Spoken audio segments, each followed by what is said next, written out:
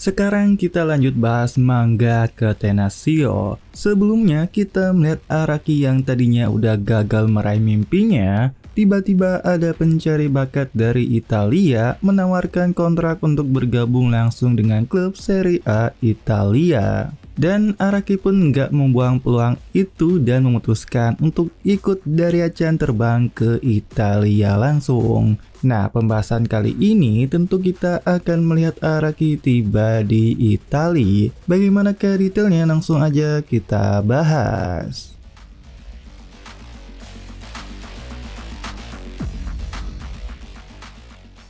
Sebelum pergi ke Araki, kita melihat ada acara TV yang membahas nasib dari wonderkid Jepang yaitu Sakakibara. Di sini ada mantan pemain timnas Jepang yang bicara pergi ke luar negeri itu nggak sederhana. Dan orang ini menentang transfer Sakakibara ke luar negeri. Ya, dia pun membicarakan pengalamannya bermain di Belgia selama sekitar 3 tahun. Pria tua ini menyarankan buat Sakakibara berprestasi di Jepang dulu sebelum pergi ke luar negeri. Dan ya, perkataan Pak Tua itu membuat pemain timnas sekaligus bermain di Italia yang hadir secara live juga merasa terlihat kesal. Bahkan pria tua tersebut berkata jika dia tidak bisa berprestasi, maka tidak ada artinya pergi ke luar negeri.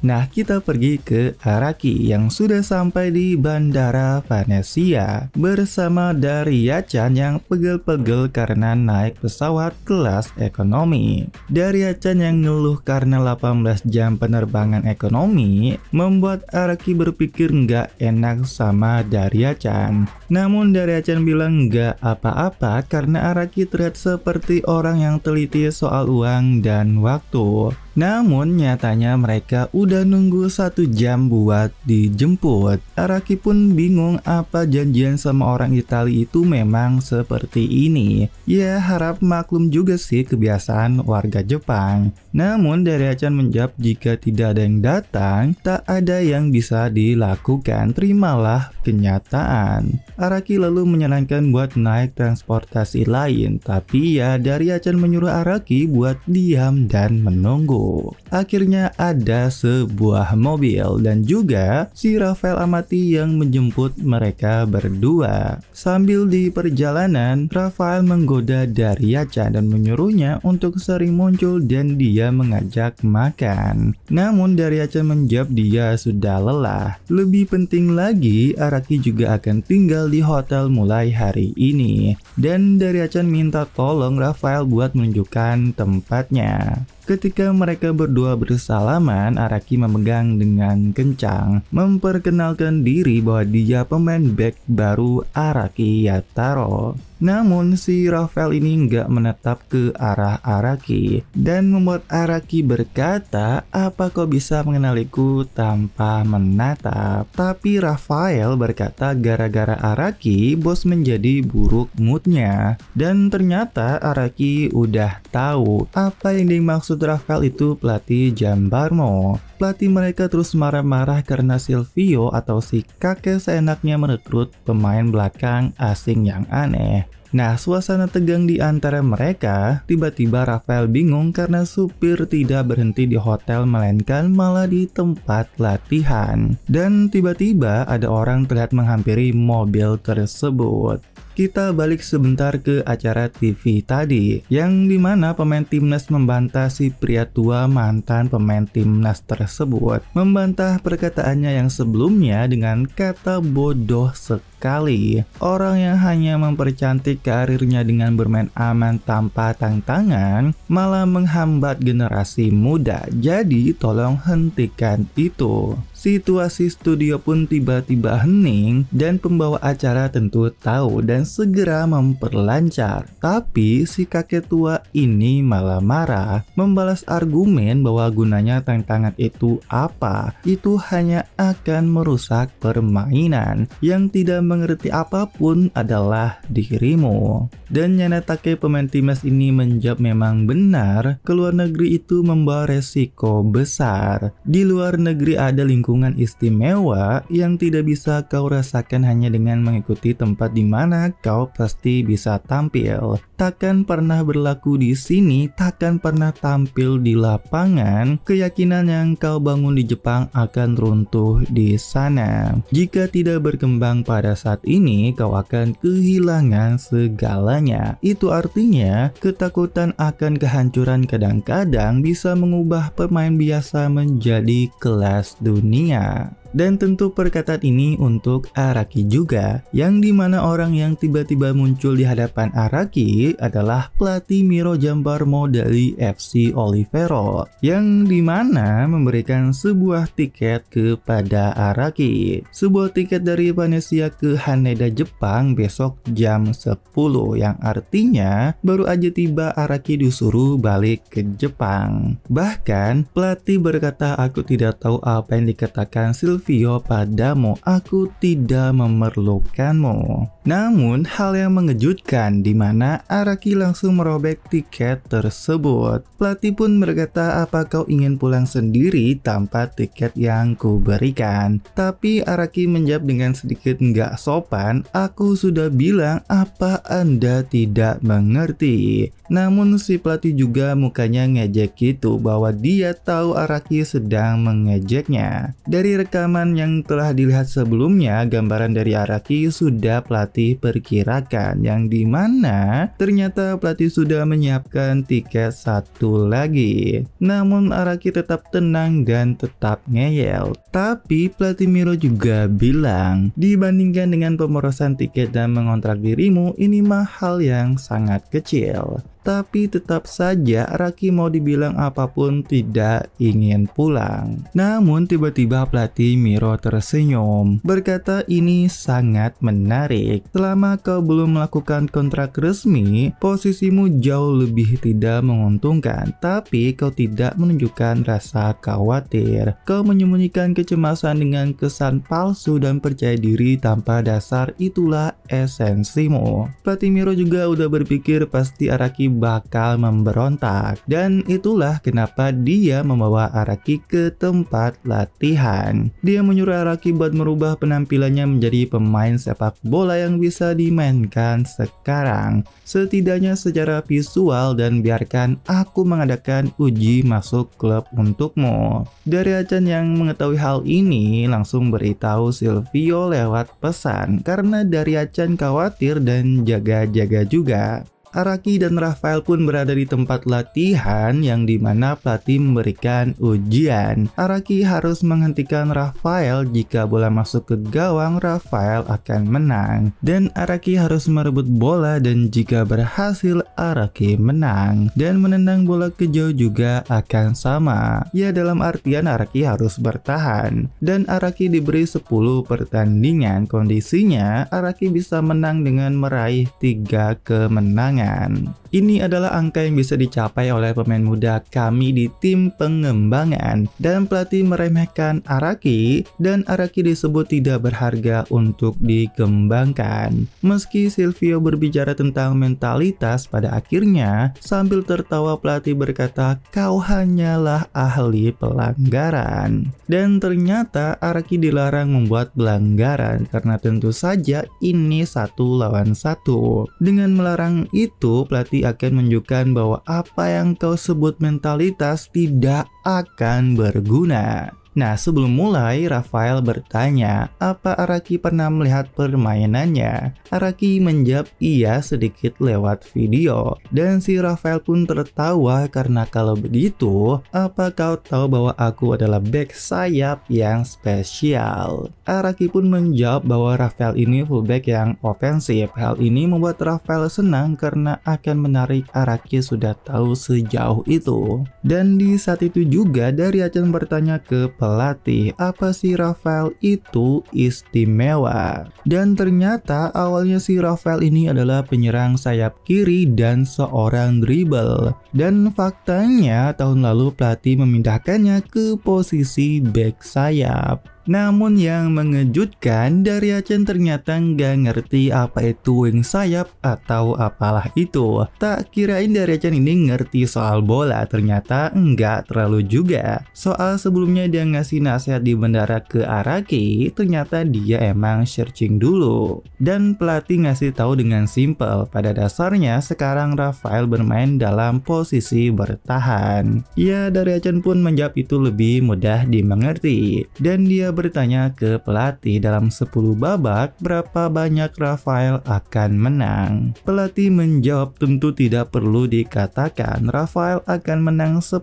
kali berturut-turut. Tapi si pertandingan ini bukan 10 melainkan 9 pertandingan, kata pelatih Miro. Rafael selalu menang dalam duel 1 lawan 1 dengan lawan yang belum pernah dia hadapi. Mungkin Araki juga sudah mengerti keunikan dribbling Rafael, tapi pada dasarnya dia baru bermain. Nah, duel pun dimulai. Terlihat Rafael membawa bola dan pelatih Miro bilang si dribblingnya disebut pembunuh pandangan pertama. Namun Rafael yang diluluhkan tadi, hal yang mengejutkan terjadi di mana Araki langsung bisa menyentuh bola dari Rafael. Kemenangan pertama Araki dan Daryachan menandai dengan 1 koin, dan tentu hal tersebut membuat Rafael apalagi pelatih Miro terkejut.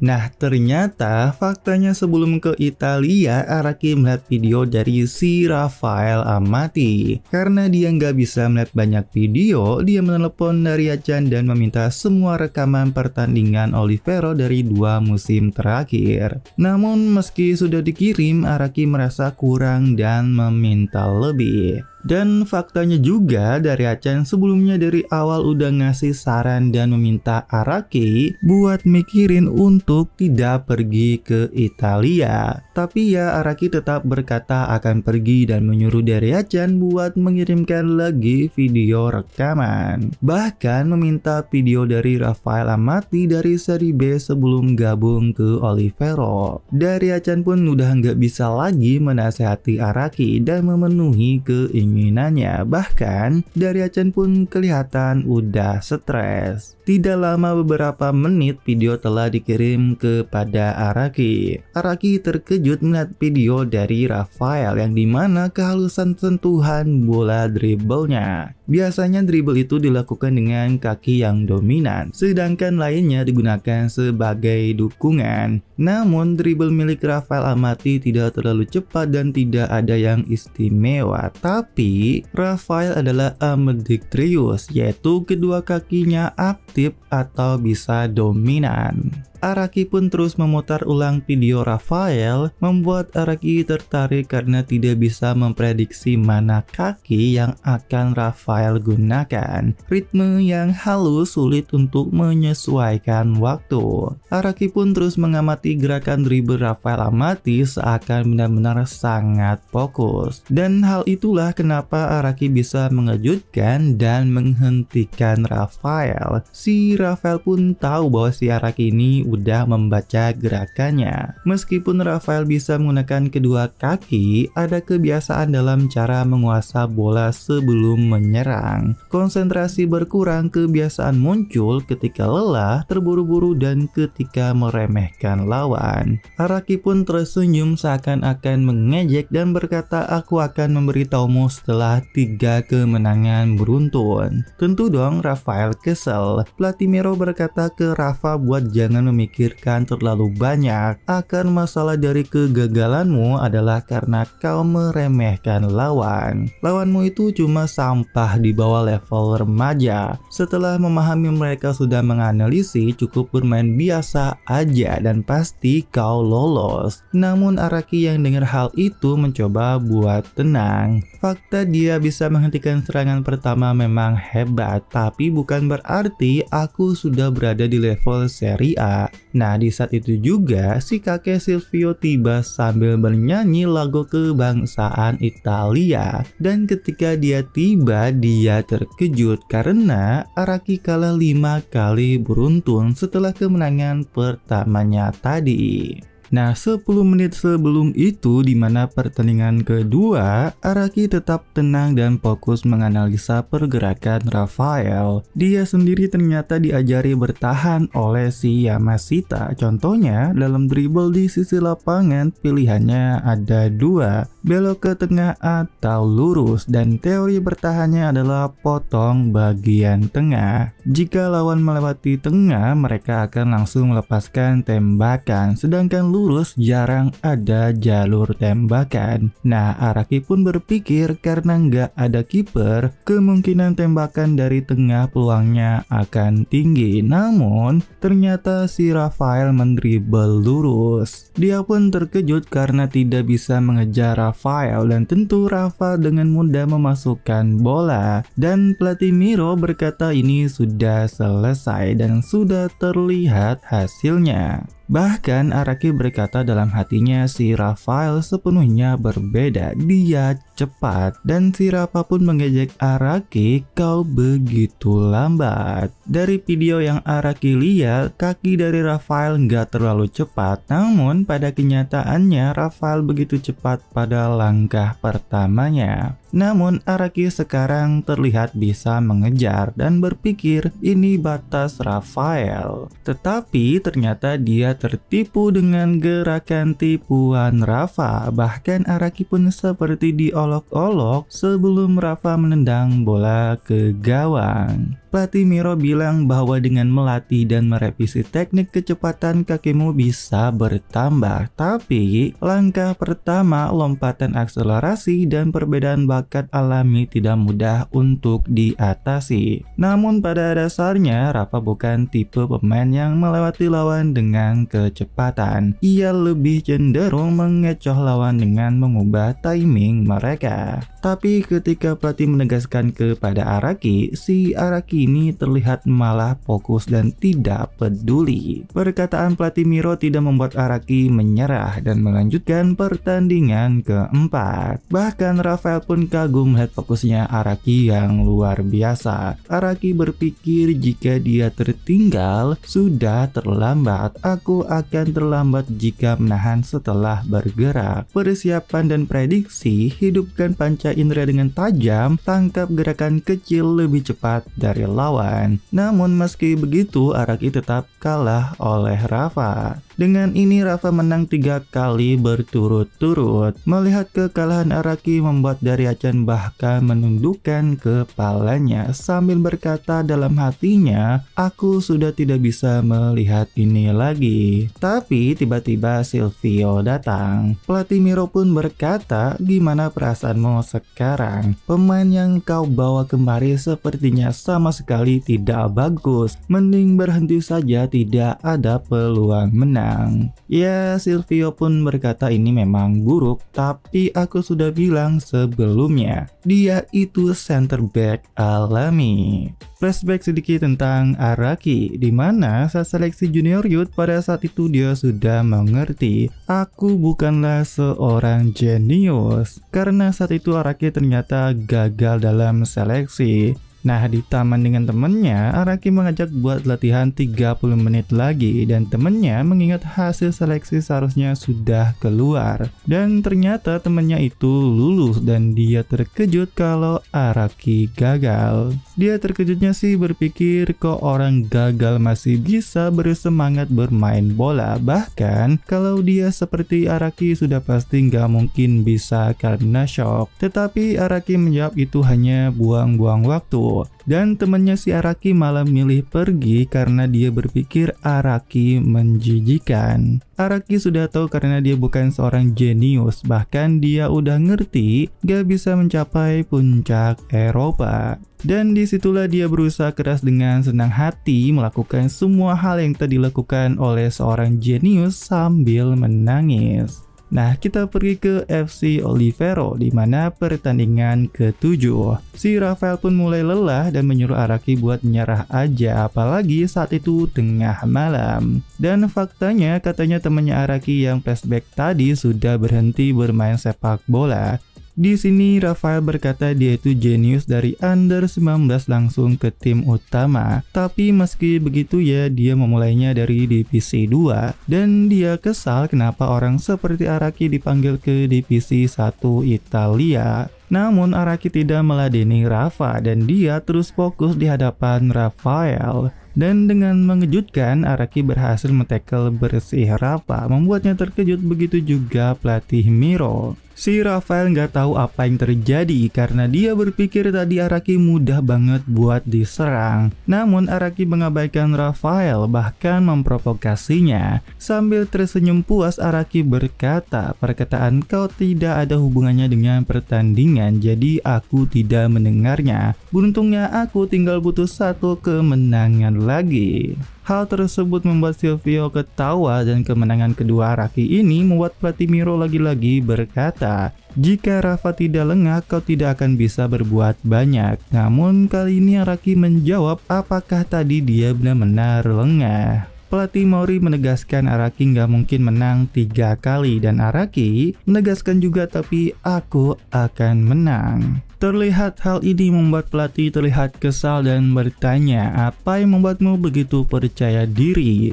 Araki tahu dia sedang melampaui batasnya, tapi sejak hari ketika kenyataan menghantamku, aku tetap pada pendirian itu. Karena aku meraih peluang kecil itu dengan usaha total, aku berada di sini sekarang dan kali ini pun tidak ada yang berubah. Dan Araki berteriak, "Meski 99% tidak ada peluang menang, tapi aku akan berusaha sekuat tenaga untuk mendapatkan 1% peluang menang yang tersisa. Aku memiliki keyakinan mutlak pada titik itu." Silvio pun tersenyum dan berkata, "Seperti yang aku duga." Namun dia bertanya, "Siapa yang mengajarkanmu pertahanan yang menyedihkan itu? Pertahananmu sangat arogan, kau menghamburkan kelebihanmu yang berharga." Dan pelatih Miro berkata bukan soal metodenya, ini tentang cacat mendasar dalam potensimu. Kecepatanmu yang lambat masalah yang fatal. Tapi Silvio menentang hal itu. Kecepatan dan fisik yang luar biasa pada pandangan pertama seperti mereka bisa menyelesaikan semuanya, tapi anehnya posisi center back adalah di mana pemain veteran di atas 30 tahun dominan di level dunia. Kemampuan fisik bukanlah hal yang mutlak, tapi inti dari pertahanan adalah otak, terutama dalam pertahanan 1 lawan 1 yang seimbang. Jika tidak membuat satu pun kesalahan penilaian dengan kemampuan fisik pada level yang dapat dicapai melalui usaha 100%, kau pasti akan menang. Silvio berkata ke Araki, "Aku katakan satu kali lagi, pertahananmu sangat buruk." Dan dia memberi saran berkata itu mudah, yaitu santai aja. Araki pun kayaknya nggak terima apa yang dikatakan Silvio, namun Silvio menjelaskan saat menghadapi lawan yang jauh lebih kuat ada 2 jenis santai yang dilakukan. Pertama adalah melarikan diri ke dunia sendiri. Silvio menyinggung sekolah Araki yang walaupun tahu tidak pernah bakal menang lawan tim kuat, meskipun begitu mikirin caranya buat menang itu sungguh pusing. Karena itu kita mengalihkan pandangan lawan dan bermain sesuai gaya sendiri. Dengan kata lain, tidak akan menyerah, tapi ya itu sangat buruk. Peluang menang hampir nol. Lalu yang kedua ini adalah masalahnya. Tetapi Araki yang serius mendengar Silvio, malah si kakek tua ini nyuruh Araki buat nyari sendiri yang kedua. Agak ngeselin sih orang tua satu ini, bahkan membuat Araki menaikkan satu alisnya. Tapi yang parahnya si kakek Silvio ini malah mengejek atau memanasi Araki. Nah, Silvio bilang saat melihat pertandingan di Jepang, kau pada saat itu sungguh luar biasa. Melakukan segalanya dengan serius demi menang seperti orang gila. Seharusnya kau tipe orang yang seperti itu, makanya aku membawamu ke Italia. Dan ya, Silvio pun menyuruh buat nerapin hal itu untuk bertahan. Dan menyuruh membuang pertahanan yang diberikan orang lain. Keluarkan sifatmu dalam bertahan. Nah, sekarang pertandingan ke-8 dan Araki terus berpikir karena dia juga udah mempersiapkan ini, bahkan selalu fokus setiap detiknya. Dia mengingat ajaran yang diberikan Yamashita dalam bertahan. Saran dari Yamashita sih saat lawan menyentuh bola, sampai dia menyentuh lagi, dekatilah dia. Meskipun bicara tentang bertahan, jangan biarkan lawan mengambil kendali, ambil kebebasan dari lawan. Jangan ragu terutama menghadapi lawan yang cepat. Saat kau merasa itu tepat, berani untuk mencuri bolanya, ambil itu. Tetapi semua yang diajari Yamashita gagal karena Rafael bisa menghindari Araki dan Silvio berkata untuk ambil alih. Tapi ya Rafael berhasil memasukkan bola ke gawang. Meski begitu, entah kenapa si Araki ini malah fokusnya itu bertambah, benar-benar fokus. Dan Silvio yang melihat Araki pun tersenyum berkata, akhirnya apa kau sadar? Pertunjukan hampir berakhir, ayo buat aku terhibur. Dan di luar lapangan ada seseorang lagi yang melihat lapangan latihan masih menyala. Pertandingan lanjut, Araki merasa panas dan melepaskan jaketnya. Dari Achan pun bingung karena ini musim dingin, apalagi melihat Araki nggak banyak bergerak. Tapi pelatih Miro bilang meski jarak lari singkat, kau mengulangi lari sprint penuh tenaga, tubuhmu pasti terasa hangat dan kelelahan. Pelatih Miro pun menegaskan lagi kalau Araki mencoba buat melakukan pelanggaran akan berakhir. Dan pelatih Miro menyuruh Araki berhenti dan segera pulang. Araki mengerti sedikit perkataan nyaman dari Silvio tadi. Nah, pertandingan ke-9, Silvio berkata mengandalkan satu tembakan dramatis. Ini adalah jenis santai yang kedua. Dalam situasi yang sulit tanpa berpikir panjang, melakukan aksi spektakuler dengan risiko besar dan potensi hasil besar untuk mengubah situasi. Tapi bukan berarti semua tindakan membalikan keadaan dengan satu aksi itu salah. Namun menggunakan taktik berlebihan itu seperti kehilangan kemampuan berpikir. Dan Araki juga sepertinya tahu enak kalau bisa mencuri bola dengan satu aksi, tapi tidak semudah itu dalam bertahan. Mencoba untuk mencuri bola berarti membuat celah yang bisa lebih mudah dihindari lawan. Rafael mencoba menyerang ke depan, tetapi yang mengejutkan dia berbelok arah. Meski Araki tertipu, dia langsung mengejar Rafael. Bahkan dia terus berpikir dan berusaha memprediksi langkah selanjutnya di kepalanya. Bahkan Rafael pun terkejut karena tiba-tiba keadaan menjadi sulit dan Araki berkata dia sekarang mengerti arti taktik pertahanan tidak nyaman. Memang sulit lawan yang mendominasi. Kapan mereka menyerang tidak bisa ditebak. Satu langkah, satu detik bisa memutuskan hasil pertandingan. Dan di saat itu, Araki mencoba menahan hingga lawan memberi celah. Tetapi ternyata Rafael menembak ke gawang dan hasilnya Araki kembali kalah.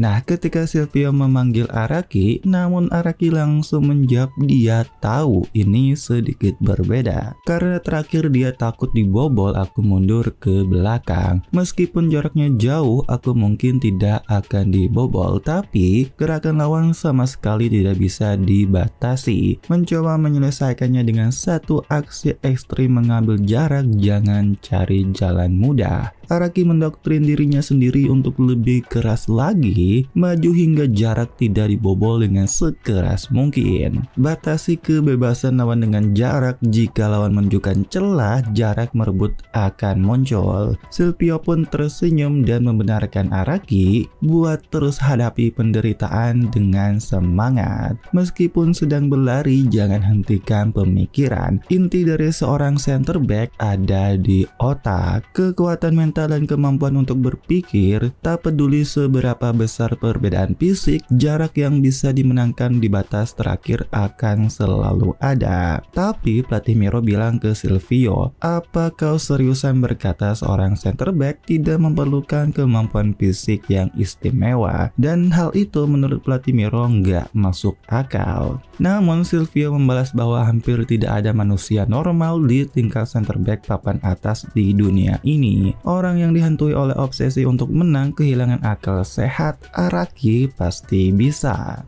Nah, pertandingan tinggal sisa sekali lagi. Tentu jika kalah, Araki akan kehilangan semuanya. Tidak ada jalan lain, Araki harus menang di pertandingan terakhir ini. Pertandingan terakhir pun dimulai. Pertahanan yang telah dia latih dengan keras di Jepang tiba-tiba berubah di sini. Dan Araki pun mulai berpikir apa bisa menghadapinya. Kalau nggak bisa ya berarti akhir dari semuanya. Namun kalau begitu lewati titik ini jadilah pemain profesional. Si Araki ini benar-benar di ujung tanduk. Seperti lehernya sekian detik akan ditebas. Meski begitu Araki menghadapinya dengan tersenyum karena inilah realitanya. Jangan berpikir bahwa lemah bisa menang dengan aman. Di ambang kekalahan mencuri peluang dan membatasi lawan. Dengan selisih tipis kita menghadapi kekalahan. Satu langkah yang salah artinya akhir permainan dan Araki sudah siap bertarung di ambang kematian ini.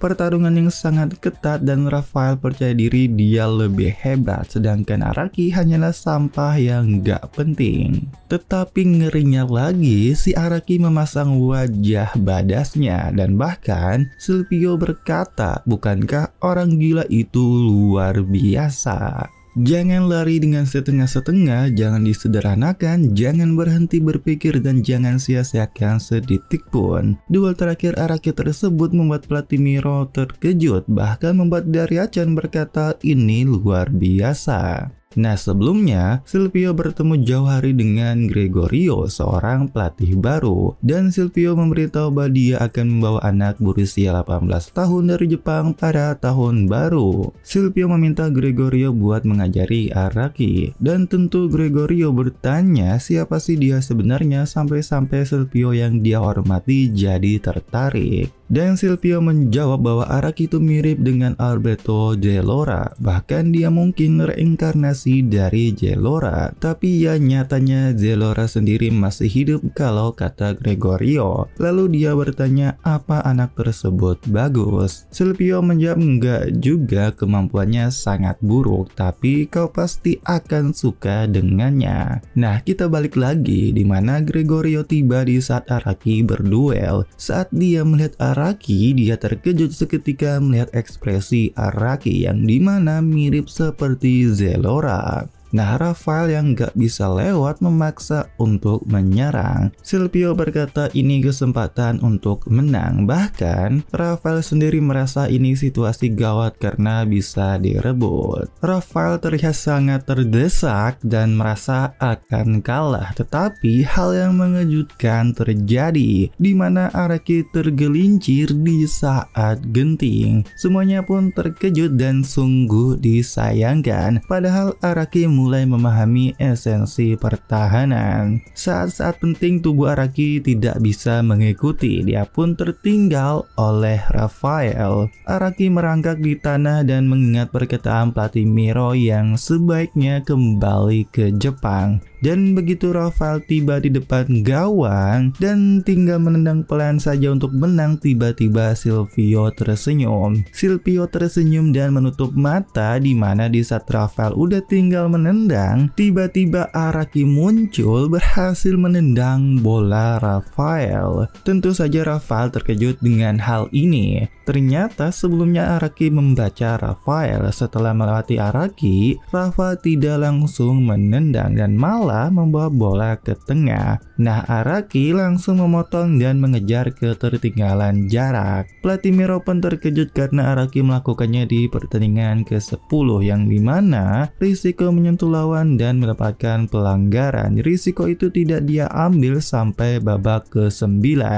Dan pertandingan ke-10 yang artinya pertandingan terakhir melanggar dan didiskualifikasi atau dibiarkan mencetak gol dan kalah, itu sama aja. Makanya Araki mencoba untuk merebut bola dan pelatih Miro bertanya-tanya apakah dalam situasi tertekan Araki bisa membuat keputusan ini. Pelatih Miro yang berpikir dan bertanya-tanya, Silvio terlihat tertawa melihat Araki dan bahkan Goryo pun ikut tertawa berkata pada dasarnya saat aku tergelincir biasanya di saat itu kakimu sedikit terhenti dan Goryo sekarang paham bahwa yang terjadi ini Catenaccio. Araki pun berhasil membuang bola dan menghentikan Rafael. Dia sendiri pun kayaknya nggak nyangka dan membuat pelatih Miro agak kesal. Dan dengan 3 kemenangan, Araki mengepalkan tangannya dan melepaskan keberhasilannya dengan penuh emosi. Dan ya begitulah akhir pembahasan kali ini ya. Bagaimana menurut kalian perjuangan dan tekad Araki yang gak pernah padam membuatnya berhasil menunjukkan kemampuan dan kelasnya. Dan tentu selanjutnya akan lebih seru. Yang pasti tunggu saja kelanjutan dari Catenaccio selanjutnya. Pakai baju merah, rambutnya panjang, udah lagi cantik tak terbayang.